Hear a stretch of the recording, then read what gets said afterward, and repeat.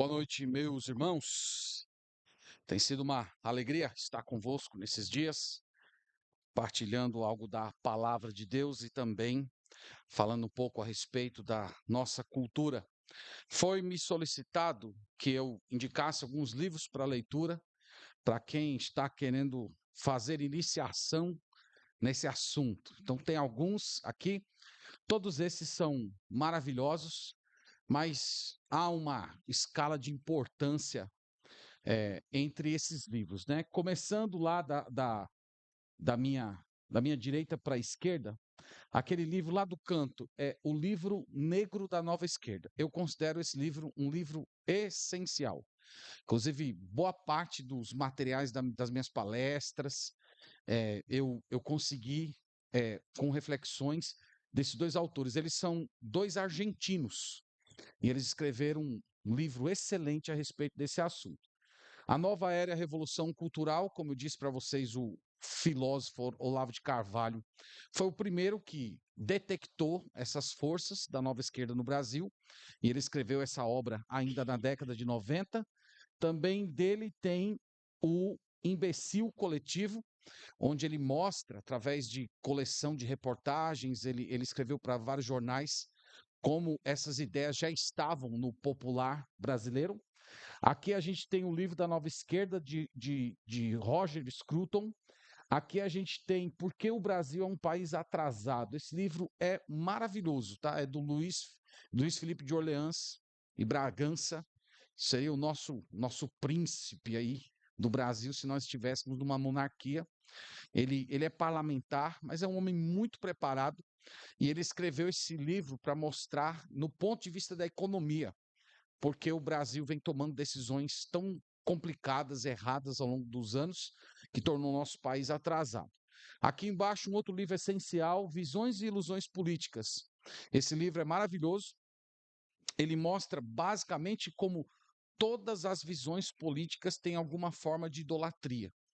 Ele aborda tanto as concepções à esquerda como as concepções à direita e mostra que todas elas, a parte de Cristo, elas têm um quê de idolatria. Vale a pena demais ler esse livro. Tem esse livro aqui sobre a história do comunismo mundial e o livro Negro do Comunismo. São dois livros praticamente que tratam do mesmo assunto em perspectivas diferentes. E esse último aqui, uma filosofia política em prol do conservadorismo. Como eu disse para vocês, estava falando hoje de manhã, que nós temos um surgimento de uma direita no Brasil nos últimos anos, mas essa direita ainda carece mais de conteúdo. Nossa direita ainda é um pouco messiânica, enfim, ela carece mais de ideias e menos de rostos. Eu acho que quando nós tivermos uma direita mais em torno de conceitos, de ideias, eu acredito que tende a se tornar um tanto mais forte. Então, esse livro aqui é uma boa pedida nesse assunto em particular. Então, são os que a gente recomenda aí para os irmãos aprofundarem a sua reflexão e vai ajudar bastante você sistematizar esse assunto e também ajudar a sua igreja a crescer nesse tema. Sigamos então, irmãos, para o que nós vamos falar hoje à noite. Pode apertar mais uma vez aí, pastor? É uma imagem muito feia, né, que vocês viram ali atrás, mas é uma imagem que retrata a revolução sexual.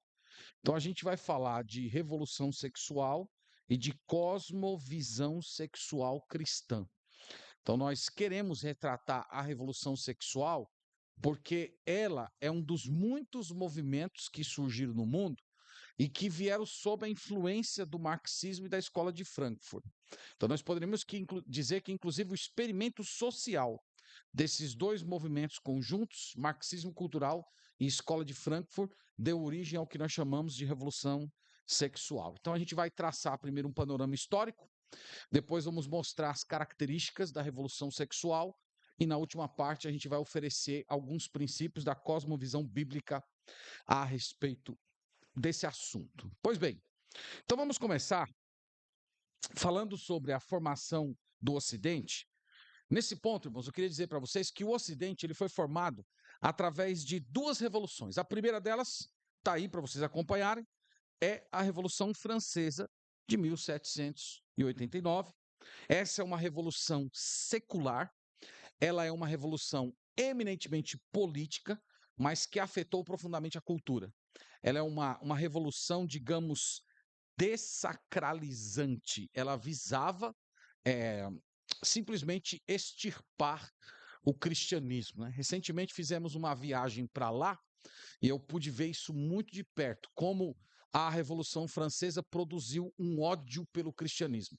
Todos os elementos que apontavam para o cristianismo, nomes de bairros, nomes de ruas, tudo isso foi abolido. Até os sepulcros dos reis cristãos da França foram violados na época da Revolução. Eles tiraram os corpos de lá, jogaram em valas comuns e incendiaram, porque eles simplesmente quiseram banir toda a influência cristã daquele país. Então, a maioria dos Estados-nações hoje seguiram mais ou menos o curso da Revolução Francesa, no sentido de serem secularizados. A segunda revolução é a revolução sexual. Ela ocorreu especialmente nos Estados Unidos, Inglaterra e França, pelos idos da década de 60. Ela é uma revolução que não se propôs mudar a política, em primeiro lugar. Era mais uma mudança na cultura. Mas o fato é que, mesmo sendo cultural, ela afetou especialmente a área da política. Então, com esse pensamento, eu ofereço para vocês uma definição de revolução sexual. Eu quero dizer com revolução sexual a perspectiva social que se opõe aos padrões tradicionais judaicos cristãos relacionados ao comportamento da sexualidade humana. Então, para os proponentes dessa doutrina, a ética sexual que moldou o Ocidente, ela é medieval, sufocante e inimiga do prazer. E eles defendiam simplesmente a sexualidade como sendo um fim em si mesmo. Para eles, todos os limites do sexo deveriam ser abolidos e retratar o sexo, conforme falamos hoje de manhã, dentro de uma perspectiva de amoralidade. O sexo não é moral nem imoral, ele é amoral, não se trata de uma decisão entre certo e errado. Irmãos, essa perspectiva realmente modelou o mundo da nossa época. Quando a gente fala dos papéis de homem e mulher, gravidez, aborto, estrutura familiar, pornografia, namoro, perversões sexuais, quando você fala de todo tipo de manifestação de sexualidade, sempre de alguma maneira vai ter que transitar pela revolução sexual. É a maior revolução que existiu na história da humanidade. Ela praticamente moldou a mentalidade do nosso tempo, as controvérsias hoje ligadas à gravidez de adolescentes, divórcio, aborto, feminismo, papel do Estado na formação dos filhos, inseminação, doação de esperma, pornografia, casamento, entre aspas, homossexual. Tudo isso é fruto, de alguma maneira, dessa revolução. É por isso que ela, embora sendo cultural, ela afetou profundamente a política. Isso nos leva a um próximo ponto, que é considerar quem são os maiores afetados pela revolução sexual. Em primeiro lugar, são as mulheres. É isso, irmãos, ironicamente falando, porque boa parte dos pressupostos da revolução sexual era com o fim de fazer com que a mulher fosse valorizada. Mas, na verdade, a revolução sexual fez muito mal para as mulheres. A mulher, de modo geral, ela ainda continua querendo um homem leal e amoroso. Mas as políticas, como a de aborto, por exemplo, acabou tornando um homem completamente despreocupado com o bem-estar da mulher. Então ele está lá se relacionando com a mulher engravida, e ele simplesmente diz: vai lá e aborta, como se fosse uma coisa muito simples de se realizar. A mulher continua querendo um homem presente, querendo um homem que seja ativo dentro do seu lar, mas a revolução sexual não oferece nenhum incentivo para o homem ficar em casa, a menos que seja para jogar videogame ou ficar maratonando séries na televisão ou na sua rede social. A mulher ainda continua querendo romance, querendo um homem que a corteje, mas a revolução sexual só oferece para a mulher pornografia. Então coloca-se padrões corporais impossíveis de serem alcançados, tornando a mulher um objeto com foto retocada, como sendo um padrão fora do mundo real. Boa parte, irmãos, do material pornográfico da nossa geração se baseia na humilhação das mulheres. E isso tudo é fruto da revolução sexual. Então, as mulheres tendo relações sexuais com homens que as desprezam, com homens que as tratam como se fosse um objeto. E isso é fruto da revolução sexual. Alguns anos atrás, na igreja, eu acompanhei um casal de jovens que eles se casaram e eu fiz todo aquele acompanhamento pré-marital, aquela coisa toda que normalmente os pastores fazem. E passou algum tempo, eu notei que a moça recém-casada, ela estava muito feliz. E ela, de algum tempo depois, me procurou para conversar. E ela falou mais ou menos o seguinte: pastor, todas as pessoas diziam que o relacionamento sexual no casamento é uma coisa maravilhosa. E para mim não é, pastor. Para mim não é. Para mim é humilhante, é triste. E eu pedi para ela explicar melhor. E ela começou a dizer que o marido dela xingava ela durante o ato sexual. Ele era grosseiro, ele é, não tinha carinho, tratava ela como se estivesse desprezando ela, xingava ela de diversos palavrões durante o ato íntimo. E quando eu chamei o marido para conversar, ele confessou que todo o pensamento que ele tinha de relacionamento sexual foi construído a partir da pornografia. Então ele achava que aquilo ali era a expressão, era a expressão mais prazerosa da sexualidade. Então, a revolução sexual, em certo sentido, ela vendeu para as mulheres a propaganda de que a mulher seria valorizada. Mas eles ofereceram isso. Eles ofereceram pornografia. Eles ofereceram às mulheres um tipo de estética na qual elas são tratadas como um objeto para satisfazer homens que têm mente pervertida. O que aconteceu no final das contas é que a revolução sexual ela separou o sexo da intimidade. Ela separou uma coisa da outra. Então, o sexo é algo reservado para jovens que possuem corpos belos, que fazem diversos malabarismos íntimos, enquanto as pessoas comuns, idosos, deficientes, pessoas amadurecidas, é como se elas não pudessem ter uma vida sexual, porque o auge da sexualidade foi reservado para esse grupo de pessoas. Então, irmãos, as mulheres, elas são as maiores vítimas da revolução sexual. Segundo lugar, o outro grupo afetado são os homens. Aí estão os homens. Ironicamente, parece que os homens se deram bem com a revolução sexual. Eu digo ironicamente porque a revolução sexual procura demonizar a hierarquia bíblica que estabelece os padrões de comportamento de homem e mulher. Inclusive, trata o homem como uma espécie de inimigo.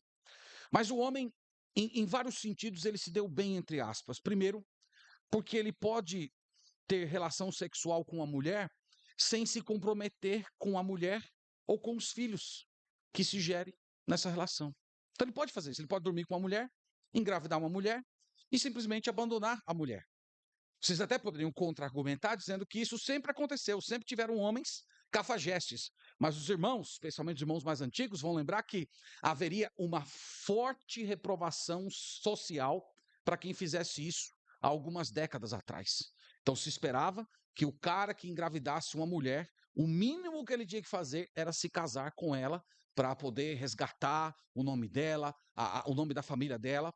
Mas hoje, os homens, eles podem dormir com a mulher, engravidar uma mulher e simplesmente abandonar a mulher. Então, é como se o homem tivesse toda a diversão e nenhuma culpa. A mesma coisa acontece com a pornografia.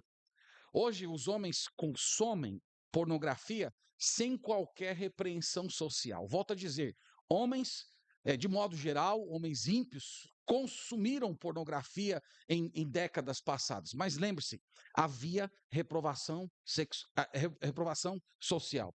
A revista pornográfica era um item que o cara recebia por debaixo do balcão da banca de revistas. Hoje está ao alcance do celular, é visto como algo saudável, é visto como algo desejável e não há mais nenhum tipo de reprovação pública. Mas, irmãos, a parte dessas coisas em que parece que o homem se deu bem, há muitos danos que a revolução sexual causou aos homens. O primeiro que eu menciono são os homens fracos e efeminados. Então, a revolução sexual, ela, em nome da ideia de realçar o lado feminino, não sei quantos de vocês cresceram ouvindo essa expressão, que todo homem tem um lado feminino e que esse lado feminino, esse lado mais sensível deve ser realçado.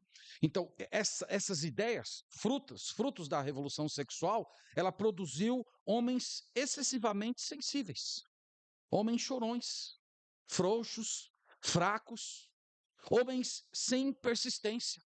Eles não conseguem persistir em um estudo, eles não conseguem persistir num trabalho, eles não conseguem ter aquela robustez, aquele tônus masculino em situações de tensão. Eles são incapazes de despertar afeição em uma mulher. Eles não passam nenhum tipo de segurança para o sexo feminino. Eles sabem muito mais a respeito de jogos digitais do que a respeito de uma casa. Eles não conhecem a vida real. Eles só conhecem o universo virtual. Então, a revolução sexual produziu esse tipo de homem. Esse tipo de homem que na nossa cultura hoje se convencionou chamar de Nutella. Então, ela é fruto da revolução sexual. Homens efeminados e fracos. Uma outra marca que chegou aos homens fortemente foi o vício em pornografia. Homens insatisfeitos sexualmente. Os irmãos sabem que a pornografia ela cria uma espécie de demanda sexual que é impossível de ser satisfeita na vida real. E eu não sei como é que tem sido o ministério dos pastores, mas eu tenho me espantado com o número de homens, de jovens, de adolescentes que consomem material pornográfico. Eu tenho ficado pasmo com o crescimento do consumo de pornografia entre as mulheres. Sempre se viu a pornografia como sendo um pecado muito do universo masculino, mas agora há um crescimento forte de pornografia voltado para a mulher. E muitas pessoas tratam isso como sendo uma diversão inofensiva, mas a verdade é que isso destrói as suas emoções, isso cria expectativas irreais para o casamento e fora as marcas que produz no caráter, né? Eu já vi muitas irmãs destruídas emocionalmente com maridos que são consumidores de pornografia, elas basicamente olhando para o seu marido e dizendo: por que eu não sou suficiente para você? Porque a nossa vida íntima não lhe satisfaz. E muitas vezes as mulheres acabam até atribuindo culpa a si mesma. Além disso, temos as crianças como sendo vítimas da revolução sexual. Filhos gerados fora do casamento, filhos gerados em famílias disfuncionais, forma uma geração de pessoas que não conhece uma família estruturada, que não conhecem a realidade de um lar equilibrado. Então, as crianças são vítimas. Elas crescem sem referência de pai, às vezes com mães que precisam dividir tarefa de trabalho e de criação, muitas vezes em creche. Nós temos as políticas pró-pedofilia, que são frutos da revolução sexual. Nós temos as políticas abortistas. E uma das coisas aqui que não entra normalmente nas crianças, mas seria mais na adolescência, a cultura do ficar.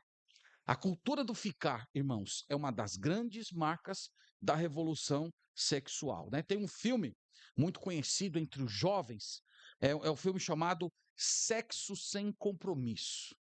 Então, esse tipo de pensamento tem formado a mente de muitos jovens, a ideia de devassidão, a ideia de objetificação do outro, de abandono da mulher, de você apenas ir lá se relacionar com uma pessoa afetivamente, com os benefícios do prazer, mas sem as obrigações do compromisso.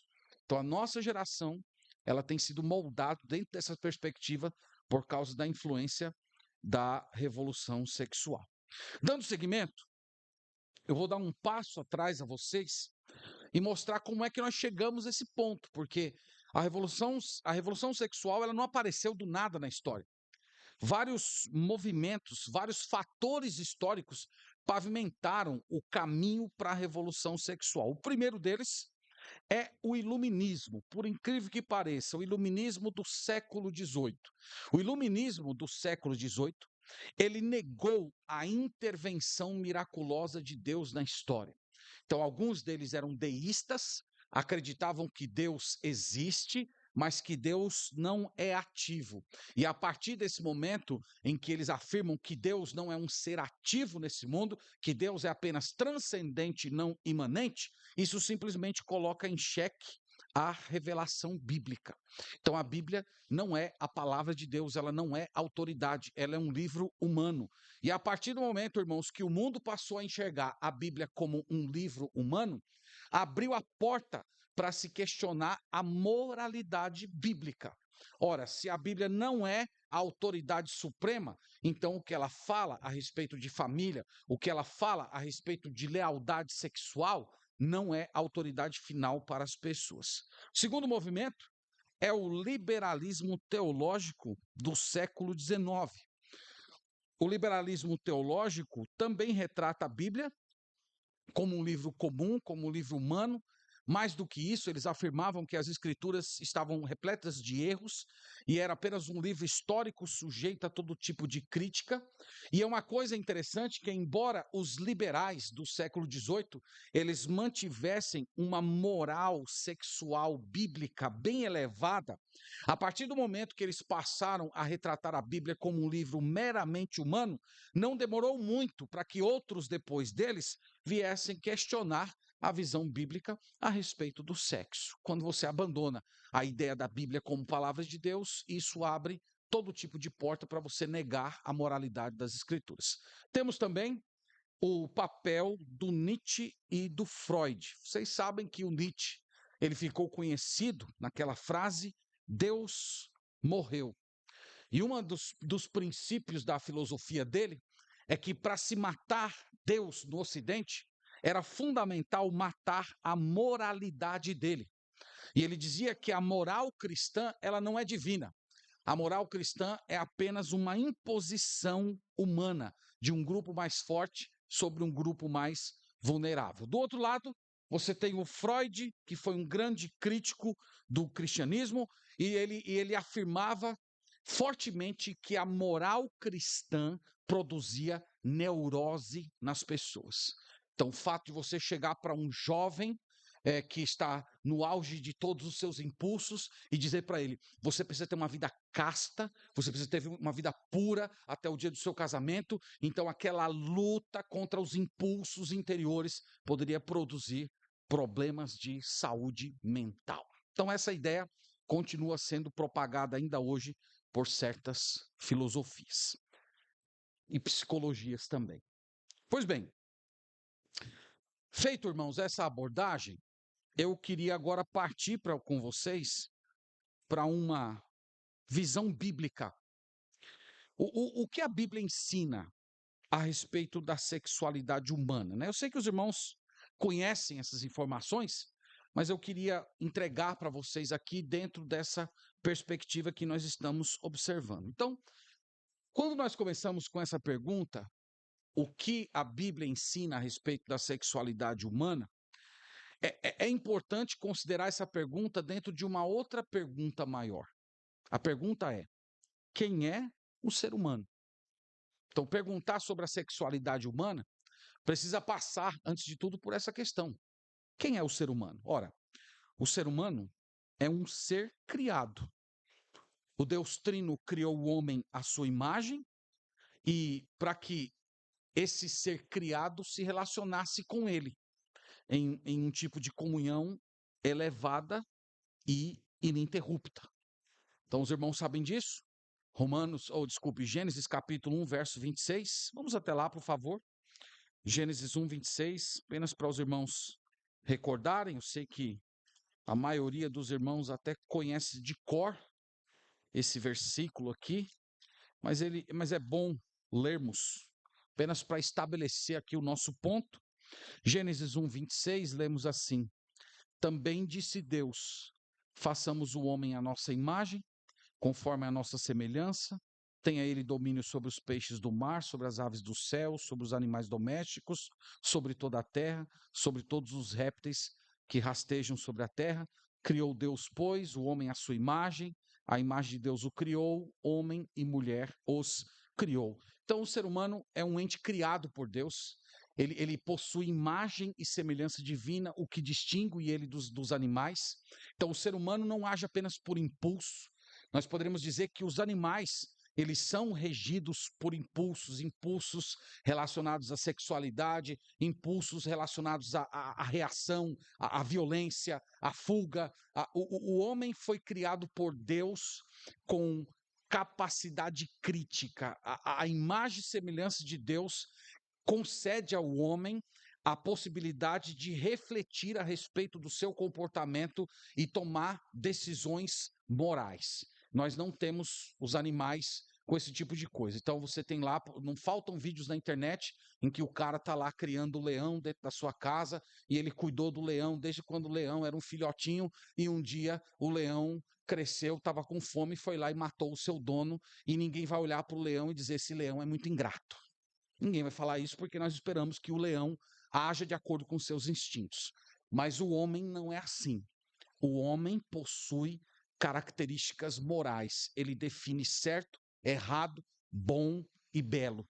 E ele faz isso porque ele é imagem e semelhança de Deus. Então, esse ponto aqui é muito importante para a gente discutir sexualidade humana, porque sexualidade humana não é um assunto amoral. Ele é um assunto moral. A gente poderia dizer que sexualidade é um tema amoral para os animais. Então, os animais, eles não possuem uma moral sexual, eles não se casam. Eu sei que tem alguns animais que permanecem com o mesmo parceiro a vida inteira, mas eles não fazem isso por causa de uma moralidade. Eles fazem aquilo a partir dos seus próprios instintos. Então, quando nós falamos de sexualidade, nós estamos falando de seres que foram criados com capacidade moral. No entanto, os irmãos sabem que o pecado entrou na raça humana. A partir desse momento, a moralidade foi corrompida, e isso criou no ser humano um sentimento de descontentamento. Nós podemos ver esse descontentamento entre Adão e Eva, tão logo eles se perceberam pecadores. Esse descontentamento pode ser visto no fato deles olharem um para o outro com uma certa vergonha, com um certo constrangimento, e aquilo já tinha a ver, irmãos, com o fato de que eles haviam abandonado o Senhor e já tinham dado as costas para ele. Então, esse descontentamento é a raiz de muitos pecados. E os irmãos sabem que esse abandono por parte de Deus fez com que o homem entrasse em dois pecados. Eu gosto de chamar lá na igreja esses dois pecados das irmãzinhas gêmeas. Estão sempre juntas, são diferentes, mas estão sempre juntos. Idolatria e imoralidade. São as duas irmãzinhas gêmeas. Romanos capítulo 1, a partir do 18, fala isso. O homem, por ele ter dado as costas para o Senhor, por ele ter negligenciado o conhecimento de Deus, o Senhor os entregou a paixões infames, e aí eles começam a se deleitar em todo tipo de imoralidade. Então, são duas irmãzinhas gêmeas que são diferentes, mas nunca estão separadas. Onde você vê uma, você verá outra. Idolatria e imoralidade. Então, respondido essa questão, nós entramos no segundo princípio, que é esse aqui, né? O primeiro eu coloquei já, que Deus criou dois sexos. O segundo princípio é esse, é que a atividade sexual, ela é reservada exclusivamente para o casamento. Vamos ler Hebreus capítulo 13, versículo 4. Os irmãos sabem que há muitos textos que poderíamos usar para defender essa ideia, mas eu quero usar o de Hebreus capítulo 13, versículo 4. Então, Hebreus 13, 4, o texto sagrado declara assim: digno de honra entre todos seja o matrimônio, bem como o leito sem mácula. Essa palavra leito aqui, na língua grega, é a palavra koitos. De onde vem a palavra coito? Então, ele está falando do coito sem mácula. Então, há um coito que é santo, há um coito que é puro, há um coito que glorifica a Deus, há um tipo de coito que honra o Senhor Deus que criou a sexualidade. E aí ele termina o versículo dizendo: porque Deus julgará os impuros e os adúlteros. São duas palavras diferentes aqui na língua grega. A palavra impuro é a palavra porneia, que é aquela palavra que retrata todo tipo de pecado sexual que não se encaixa no padrão bíblico, homem e mulher dentro do ambiente do casamento. Todas as categorias de pecado que você pode imaginar, elas se encaixam nessa palavrinha porneia. E a palavra adúltero aqui se refere a casais casados que estão violando a fidelidade dentro do casamento. Então, há uma promessa que Deus irá julgar. Deus irá julgar aqueles que maculam o coito. Deus irá julgar aqueles que estão vendo pornografia. Deus irá julgar aquelas pessoas que estão tendo o sexifone, que é ficar conversando obscenidades com uma outra pessoa desconhecida. Deus irá julgar essas pessoas. Então, o terceiro ponto, pode seguir, por favor, por esse terceiro princípio, né? É que o sexo é uma dádiva. Isso é uma coisa, irmãos, que é pouco falado pelos pastores. Eu vou falar um pouco mais disso no final, mas normalmente é comum a gente retratar o sexo na igreja mais de uma perspectiva defensiva, sempre falando dos pecados relacionados à sexualidade. Mas eu acho que, além disso, é importante a gente também dar um tratamento positivo. A sexualidade é uma dádiva. A sexualidade não é pecaminosa e nem é uma concessão que Deus fez ao pecado, como dizia, por exemplo, o Agostinho de Hipona.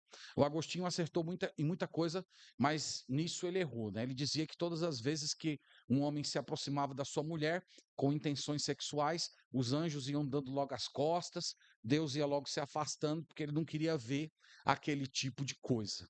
Então foi só a reforma protestante que resgatou essa visão positiva a respeito da sexualidade como sendo um dom de Deus, como sendo uma bênção, como sendo algo que deve ser celebrado. Os irmãos sabem que nós temos um livro inteiro no Antigo Testamento dedicado à sexualidade pura, santa, que é o Cântico dos Cânticos de Salomão.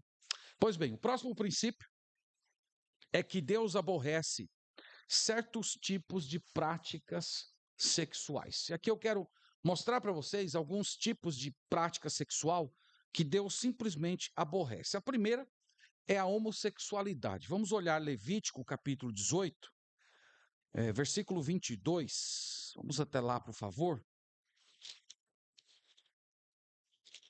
Levítico 18,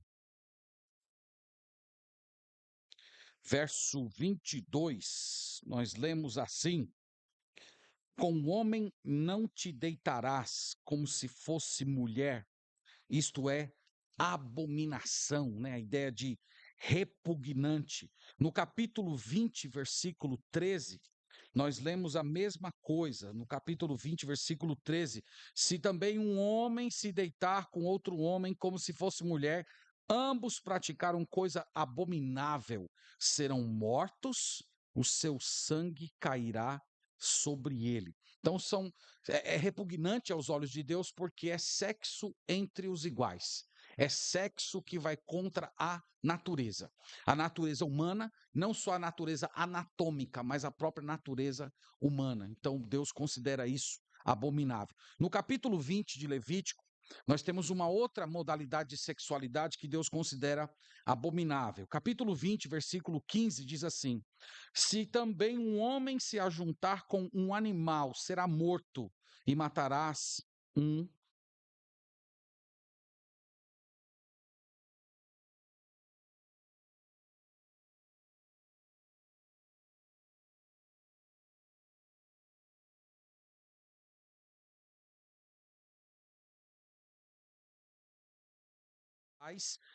nós poderíamos dizer que a bestialidade é repugnante porque é o sexo entre entes completamente diferentes, não tem a mesma natureza. No capítulo 18 de Levítico, nós temos uma outra modalidade que Deus considera abominável. Capítulo 18, versículo 10, nós lemos assim: a nudez da tua filha, do teu filho ou da filha de tua filha, a nudez não descobrirás, porque é a tua nudez. E aí ele continua especificando esse tipo de nudez dentro do ambiente familiar. Então, é repugnante o incesto aos olhos de Deus, porque é o sexo entre pessoas muito parecidas. Irmãos, uma coisa muito interessante quando você estuda a história do mundo antigo, é que quando você estuda todas aquelas nações que estavam ao redor de Israel, você estuda os mesopotâmios, os assírios, os babilônicos, todos os povos que viveram ali na região do Oriente Médio, todos eles eram devassos do ponto de vista sexual. Todos eles defendiam aborto, todos eles defendiam relacionamento entre pessoas do mesmo sexo, ou pelo menos toleravam. Todos eles defendiam algum tipo de prostituição cultural. Só havia um povo da antiguidade que tinha moral sexual elevada. Que povo era esse? O povo de Israel. O povo de Israel era o único povo da antiguidade que tinha padrões sexuais muito elevados. E nós sabemos o porquê disso. Foi porque Deus se revelou a eles. Foi porque Deus habitava entre eles. E a presença de Deus simplesmente os santificava. Irmãos, esses pecados que nós mencionamos aqui, eles são pecados tão sérios ao ponto de serem punidos com morte, no caso do Antigo Testamento. E o que eu mostrei essas referências para os irmãos no Antigo Testamento, porque quando nós partimos para o Novo Testamento, o que nós descobrimos é que a moral sexual do Antigo Testamento, ela é requerida para os santos no Novo Testamento. Então, nós sabemos que há uma relação de descontinuidade entre o Antigo e o Novo Testamento a respeito de vários assuntos, mas não na moral sexual. A moral sexual, ela é importada do Antigo Testamento para o Novo dentro do contexto da palavra porneia. Então, essa palavra porneia, ela englobava todos aqueles pecados que nós acabamos de ler. Incesto, a bestialidade, a homossexualidade, todos esses pecados, eles são transferidos para o Novo Testamento e englobados dentro da palavra porneia. Só ler um versículo para os irmãos em 1 Coríntios capítulo 6. Vamos até lá, por favor. 1 Coríntios capítulo 6.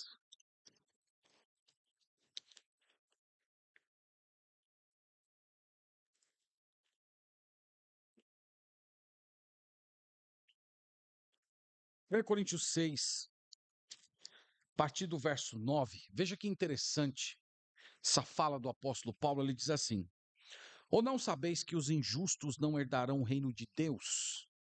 Não vos enganeis, nem impuros, nem idólatras, nem adúlteros, nem efeminados, nem sodomitas, nem ladrões, nem avarentos, nem bêbados, nem maldizentes, nem roubadores herdarão o reino de Deus. Agora veja essa frase: tais fostes alguns de vós.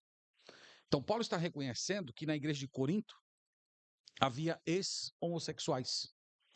Haviam pessoas que tinham tido a moral sexual muito baixa.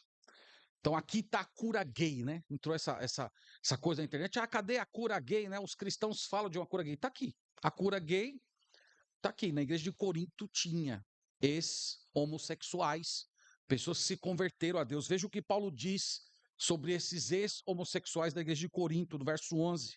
Mas vós vos lavastes, mas fostes santificados, mas fostes justificados em o nome do Senhor Jesus Cristo e no Espírito do nosso Deus. Eu já escutei isso em alguns locais que eu ministrei, e até escutei de alguns irmãos da nossa igreja, que muitos crentes não acreditam na possibilidade de um homossexual abandonar sua prática de pecado e virar um crente.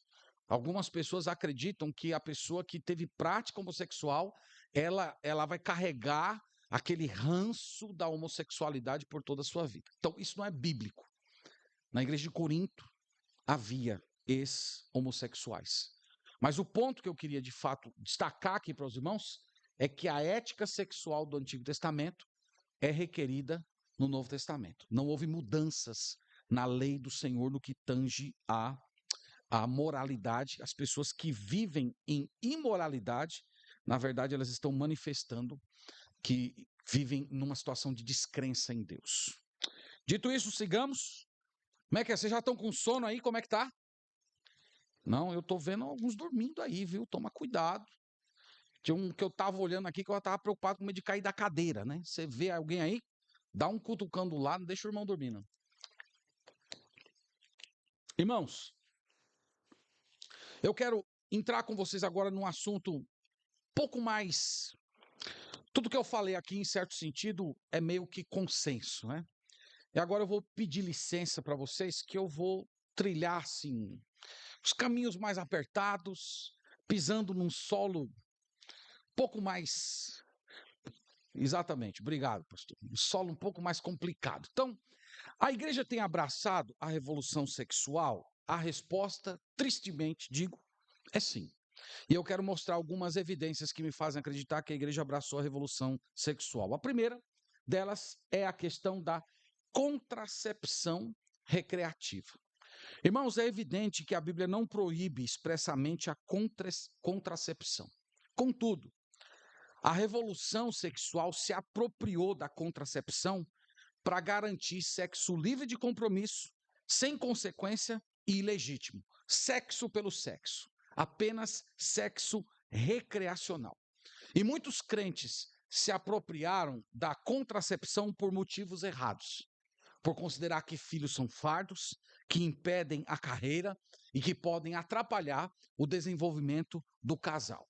O meu ponto aqui, como eu disse, eu sei que eu estou trilhando um caminho um pouco mais sinuoso, mas é dizer para os irmãos que há uma linha muito fina entre ser responsável, procurando o melhor momento para se gerar filhos, e o pensamento egoísta e avarento de pessoas que querem simplesmente fugir de compromisso, que querem gastar dinheiro com viagem, porque acha que o filho vai se tornar uma forma de impedimento para você aproveitar as coisas boas da vida. Então, pessoas que fazem uso da contracepção com esse tipo de pensamento, elas, sem perceber, elas se curvaram à revolução sexual.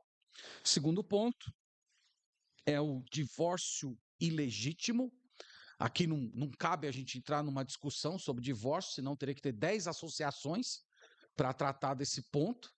Mas os irmãos sabem que o divórcio chegou com toda a força na igreja.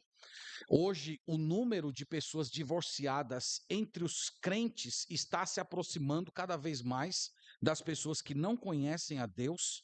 Então, há divórcio por incompatibilidade de gênios, por tédio, por falha de comunicação, pelo fim do amor. E quando, irmãos, a igreja de Deus se cala em reprovar essas categorias de divórcio, ela simplesmente se curva à revolução sexual.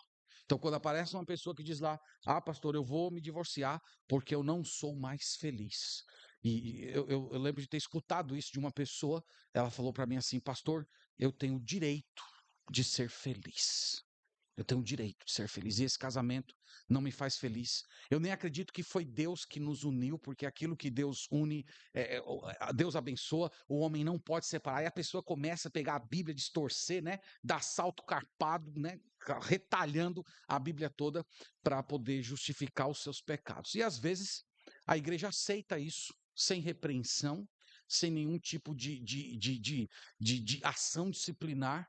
E quando ela procede assim, quando uma igreja age dessa maneira, retratando o casamento como sendo um ambiente apenas de felicidade, ela está se curvando à revolução sexual. Há pouco tempo nós tivemos um encontro de casais na igreja. O tema do nosso encontro foi esse: casamento não é para ser feliz, casamento é para ser santo. Deus não nos colocou no casamento para sermos felizes. Deus nos colocou em casamentos para sermos santos. E é evidente que a santidade produz felicidade, mas ela não é o alvo primário. O alvo primário é a santificação, conforme diz lá Efésios 5. Mas esse é um outro assunto. O outro tema é a questão da fornicação, o sexo pré-marital.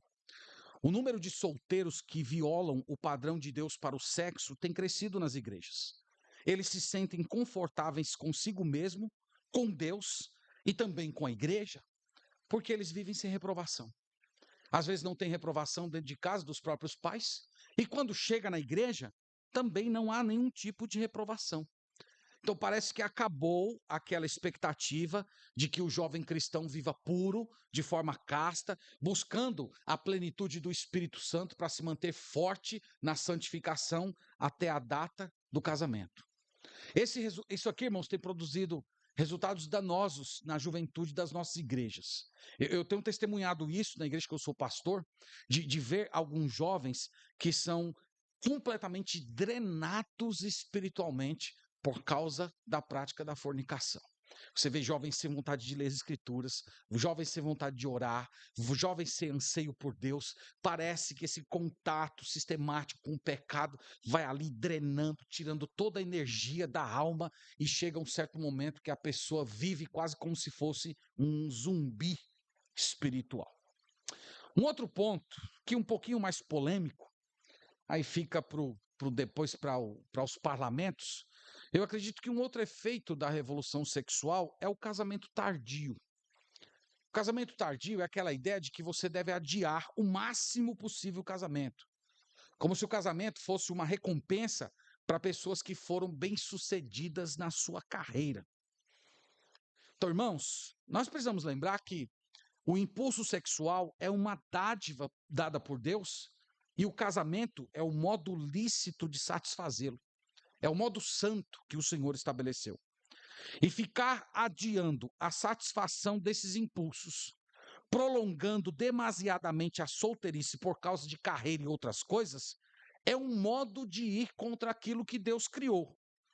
Então nós precisamos recuperar a base do casamento não tardio, para que os jovens da igreja não tenham de ficar lutando contra a biologia, contra os impulsos sexuais, por mais de uma década, às vezes de modo desnecessário. Isso muitas vezes é uma porta aberta para o pecado. Então há uma pressão, creio eu, injustificada sobre os jovens, que tem que ter carreira consolidada, tem que ter casa própria, tem que ter carro, tem que ter mestrado, e essas exigências só têm reforçado a tentação, a lascívia e o mundanismo entre os jovens. Então eu creio que isso aqui também é um aspecto da revolução sexual. A maioria dos jovens que têm vida sexual ativa, eles tendem a adiar o casamento. Eles tendem a adiar o casamento. Isso é efeito da revolução sexual. Temos também o aborto. A geração mais jovem, a gente já nota, ela não tão fortemente defensora da posição pró-vida, como foi no passado. Então, se nós não reforçarmos esse assunto nas nossas igrejas e nas nossas casas, é muito possível, irmãos, que a próxima geração de crentes comece a relativizar esse assunto. Que o aborto não é uma coisa tão grave assim, né? Eu já escutei crentes defendendo aborto em situações de estupro, aborto em situações em que a mulher está correndo risco, né? Eu sei que essas situações elas têm uma sensibilidade adicional, mas isso, irmãos, já é efeito da revolução sexual, mostrando que certas violências justificariam o assassinato de crianças inocentes. Um outro ponto, fruto da revolução sexual nas igrejas, é a homossexualidade. Vários pastores já têm apoiado o casamento entre pessoas do mesmo sexo. Aqui no Brasil, nós temos a Igreja Anglicana do Brasil. Ela já se pronunciou publicamente a respeito de pessoas casando-se sendo do mesmo sexo. Nós temos a Igreja Batista do Pinheiro, em Maceió, ficou conhecido por todos vocês. Temos alguns pastores famosos como Rob Bell, Brian McLaren, Tim Walls e Daniel Kirk, que eu fiquei muito pasmo. Ele foi professor de Novo Testamento no Fuller, no seminário Fuller, e ele já abraçou essa causa do casamento entre pessoas do mesmo sexo. Então, irmãos, todos esses pontos aqui, eu sei que alguns mais polêmicos e outros talvez nem tanto, mas todos eles eu estou colocando para dizer para vocês que há uma espécie de acomodação ao espírito da nossa época. Há uma forma de omissão que muitas vezes começa nos púlpitos das igrejas e chega até as nossas casas. E essa omissão, muitas vezes, dos homens de Deus se pronunciarem a respeito desses assuntos, além de ser uma infidelidade, causar muitos danos à igreja, é também uma forma de traição contra o Senhor. Às vezes nós tememos rótulos de preconceito, de discurso de ódio, e nós acabamos adotando meio que um silêncio covarde, quase como se quiséssemos a aprovação de uma cultura apóstata, ao invés da aprovação do Senhor. Então, se nós não reforçarmos essas questões dentro das nossas igrejas, provavelmente as próximas gerações vão acabar afirmando que qualquer forma de sexo é legítima. Dito essas coisas, quero partir aqui para as minhas conclusões. Tem algumas palavras finais aí para a gente caminhar aqui já para as nossas palavras finais. Eu acho engraçado, eu me lembrei que teve uma jovenzinha da nossa igreja. Eu sempre que eu vou terminar o sermão, eu quase que repito essa frase, já virou meio um mantra, né? Irmãos, caminhando aqui para as minhas palavras finais. Aí uma vez eu estava na sala de aula, dando aula para as crianças, ela estava lá, e eu falei, bom, minha gente, vamos aqui, ó. Estou indo agora para as minhas palavras finais. Ela falou assim, toda vez que o senhor fala isso, o senhor ainda fala um montão. Então, é mais ou menos como vai ser aqui, né? Eu ainda vou falar um montão. Irmãos, é o seu presidente aí, tá com o seu presidente.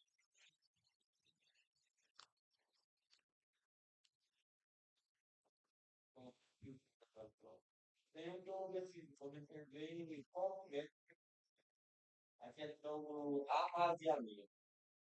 Passei 20 anos falando da leitura, e várias pessoas que gostaram da igreja, que queriam ser membro da minha igreja, e não se tornava membro da igreja, claro porque era muito mas a gente nunca era porque os verdadeiros queriam o mesmo porque casar, nós só podíamos viver sim, amar virar.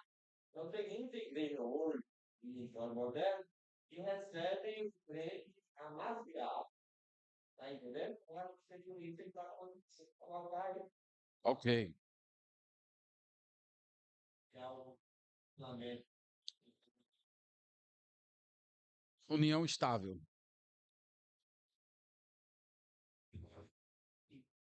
Sim. Fica de sugestão aí, eu vou conversar com a turma da produção para as próximas a gente incluir esses pontos, pastor. Obrigado. Então, irmãos, caminhando aqui para as conclusões. Primeiro, é que eu creio que nós precisamos falar mais a respeito de sexo na igreja.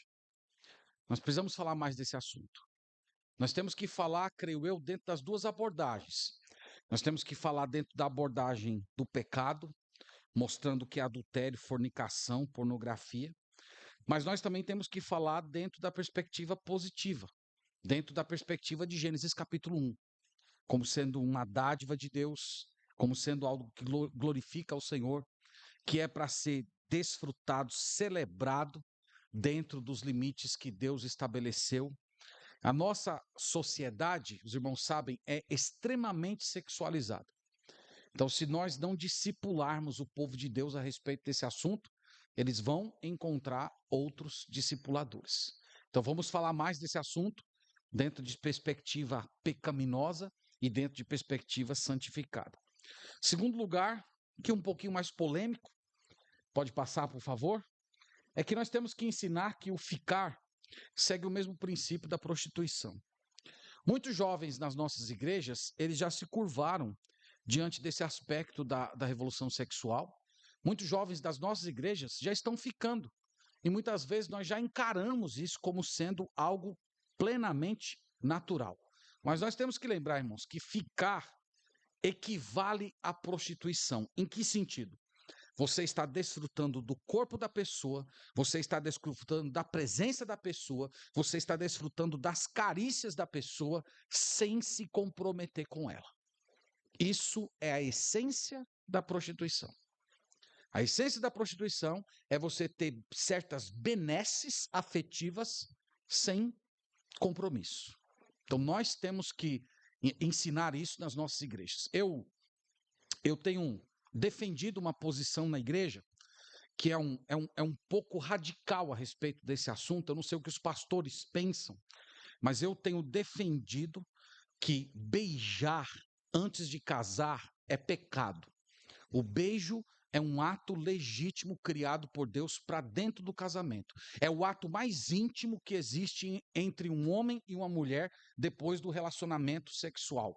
Então, um jovem não tem o direito de beijar uma outra jovem antes do casamento. Mesmo que ele diga, eu não tenho desejo sexual. Teve um que falou isso para mim recentemente, pastor, mas eu beijei minha namorada, mas não senti nada. Eu falei, pois eu estou preocupado com você agora e o teu problema é mais grave do que eu imaginava. Mas o ponto é que, mesmo que o sujeito diga que ele não sente nada, ele não tem o direito. Não é questão do que produz, é questão de legitimidade.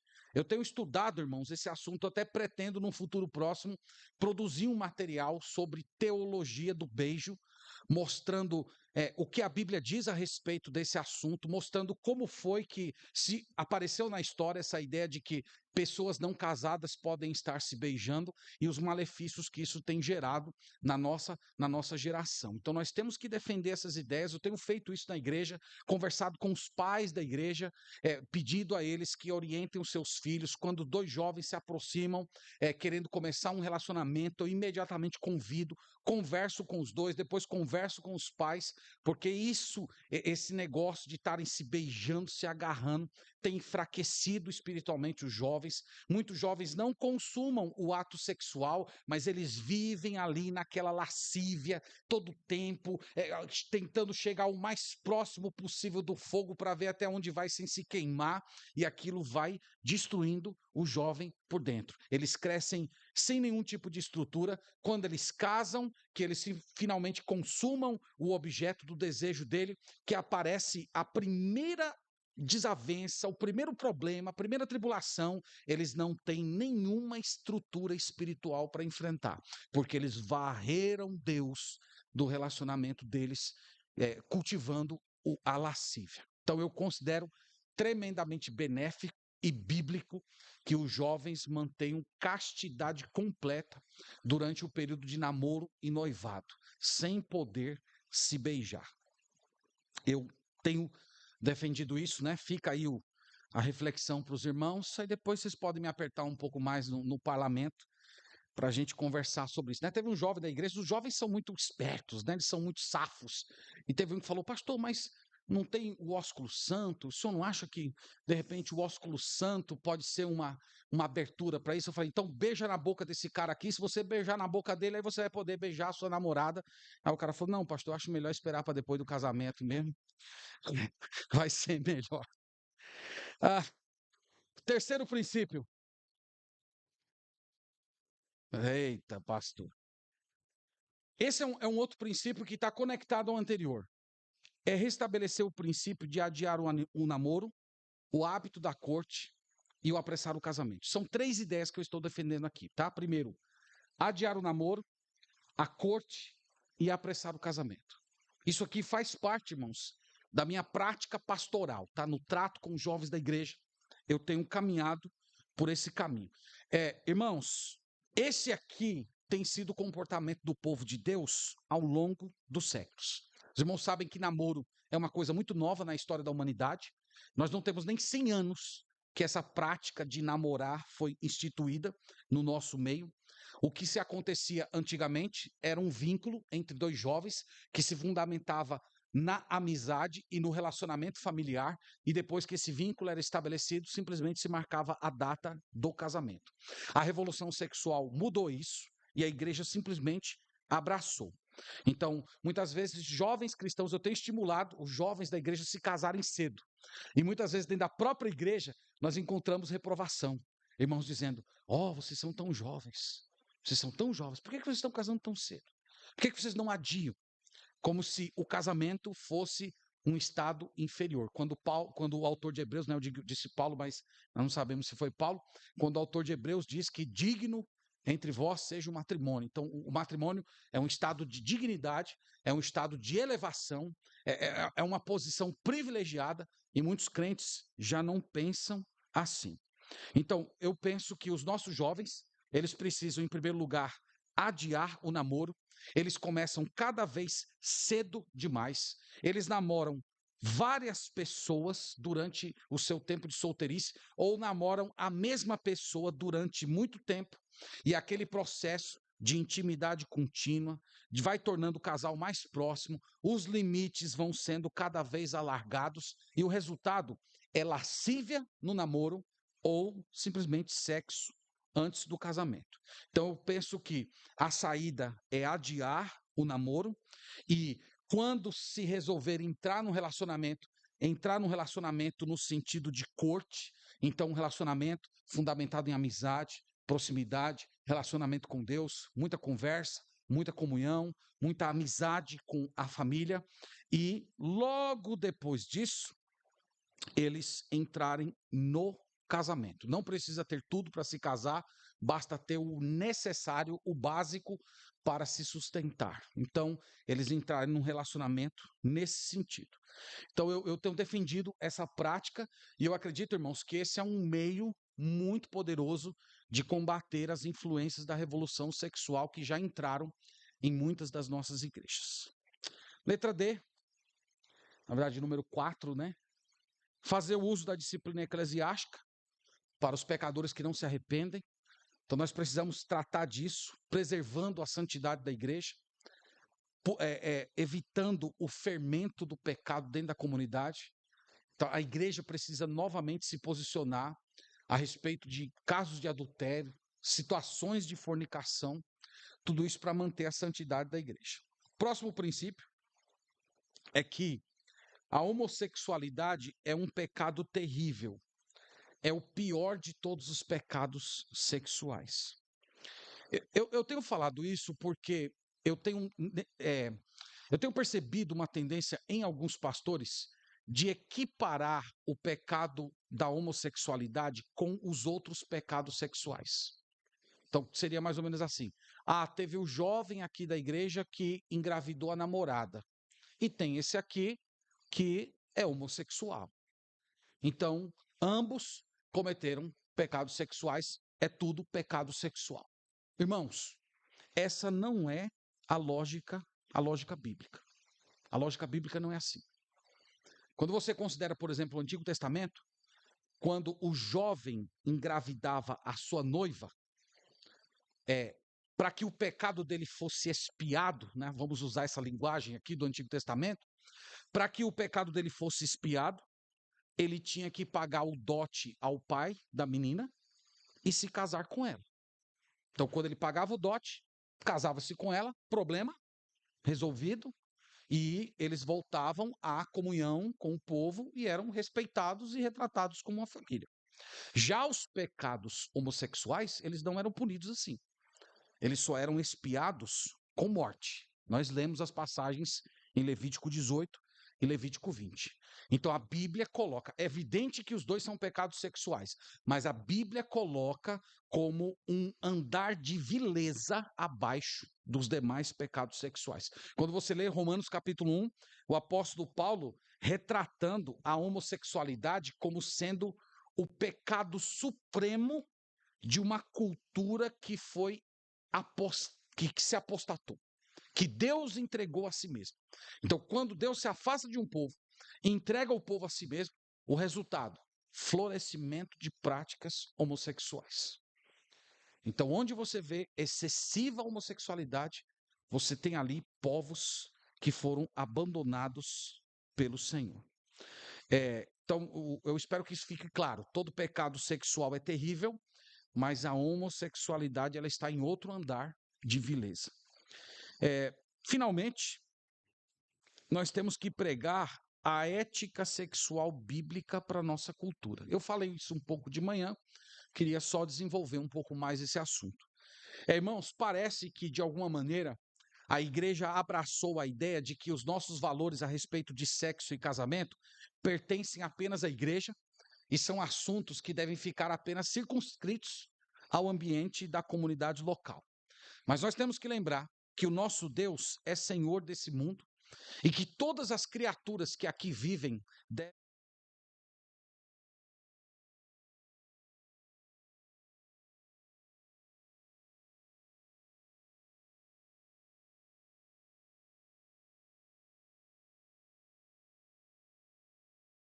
universais. É dever da igreja se levantar, denunciar esses pecados e convidar essa cultura apóstata ao arrependimento.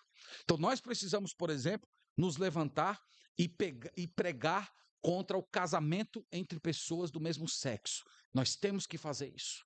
Isso faz parte da obrigação da igreja. Irmãos, quando a gente estuda as sociedades mais pervertidas da antiguidade, como Grécia e Roma, quem estudou um pouco de Grécia e Roma sabe que eram povos tremendamente pervertidos do ponto de vista sexual. Até eles incentivavam a homossexualidade, mas nem entre aqueles povos se chegou a considerar a ideia de se casar entre pessoas do mesmo sexo. Até entre aqueles povos tremendamente depravados, o casamento entre homem e mulher era respeitado como instituição. Nós temos que proclamar essas coisas. Essa perversão, irmãos, ela não vai parar por aí, ela só vai piorar. Hoje nós já temos a ideia de casamento com crianças sendo aventada, a ideia de casamentos com animais, já como propostas na Alemanha, de poligamia.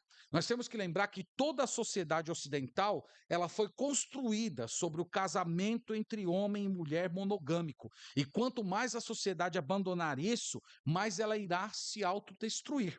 Então, a igreja precisa se levantar, conforme eu falei hoje pela manhã, como voz profética, denunciando esses pecados e convocando o mundo a se arrepender. Nós temos que lembrar que Noé fez isso. Noé pregou a justiça de Deus para a sua geração, conforme diz 2 Pedro, capítulo 2, os profetas de Israel pregaram contra os pecados sexuais e de injustiça das nações pagãs, e nós citamos hoje pela manhã o exemplo de João Batista, que requereu a moral sexual bíblica do ímpio pagão Herodes. Então, irmãos, a igreja ela está se tornando cada vez mais a única voz para sustentar a nossa sociedade. Então, nós temos que pregar, nós não podemos temer aquilo, qualquer tipo de represália que venhamos a sofrer por assumir o nosso papel profético nessa sociedade corrompida e sem referência. Que Deus nos abençoe, irmãos. Muito obrigado pela atenção de vocês. Eu volto a palavra aqui ao nosso presidente, mas antes queria fazer uma oração agradecendo ao Senhor por esse momento. Te louvo, Senhor, junto com esses irmãos, pelo privilégio de olhar esse assunto mais de perto, de observar a nossa cultura e avaliá-la conforme a tua revelação. Nós pedimos que o Senhor nos faça crentes santos, que nós tenhamos uma vida pura, uma vida leal, uma vida verdadeira, que nós tenhamos pureza interior, que nós sejamos pregadores dessa santidade para os nossos irmãos, para as igrejas, para as nossas famílias, mas também que o Senhor nos ajude a nos levantar como voz profética nessa nação, denunciando os pecados de imoralidade e conclamando essa geração sem referência a se voltar para o nosso Senhor Jesus Cristo em arrependimento e fé. Nos abençoa no nome de Jesus. Amém. Amém.